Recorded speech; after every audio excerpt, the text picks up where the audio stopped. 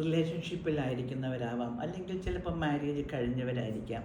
കുറച്ച് നാൾ ഇങ്ങനെ പോകുമ്പോൾ തോന്നും ഇതെനിക്ക് പറ്റിയ ഒരു പാർട്ട്ണർ അല്ല, അല്ലെങ്കിൽ പ്രണയിക്കുന്ന ആൾ തോന്നും ഞാൻ ഈ ആളിനെ കല്യാണം കഴിച്ചാൽ എനിക്ക് യോജിച്ചൊരു ജീവിത പങ്കാളിയല്ല.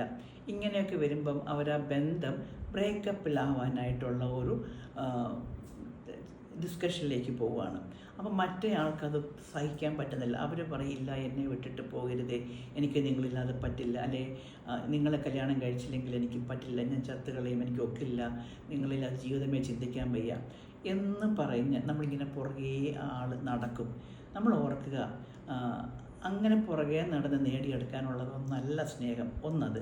മറ്റൊന്ന്, ചിലപ്പോൾ ചിലർ പറയും ഞാൻ നിങ്ങളുടെ ഇഷ്ടത്തിനനുസരിച്ച് മാറിക്കൊള്ളാം, എനിക്കൊരു ചാൻസ് കൂടെ തരൂ, ഞാൻ നിങ്ങൾ പറയുന്നത് പോലെയുള്ള ഒരാളായിട്ട് മാറിക്കൊള്ളാം. അവിടെ ഓർക്കുക, ഒരിക്കലും നമ്മൾ മറ്റൊരാളുടെ ഇഷ്ടത്തിനനുസരിച്ചല്ല മാറുക.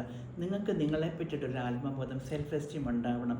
ഞാൻ എന്താണോ, ഞാൻ ആരാണോ അതിനെ ഇഷ്ടപ്പെടുന്ന എന്നെ റെസ്പെക്റ്റ് ചെയ്യുന്ന ഒരു ജീവിത പങ്കാളിയാണ് എനിക്ക് ആവശ്യം.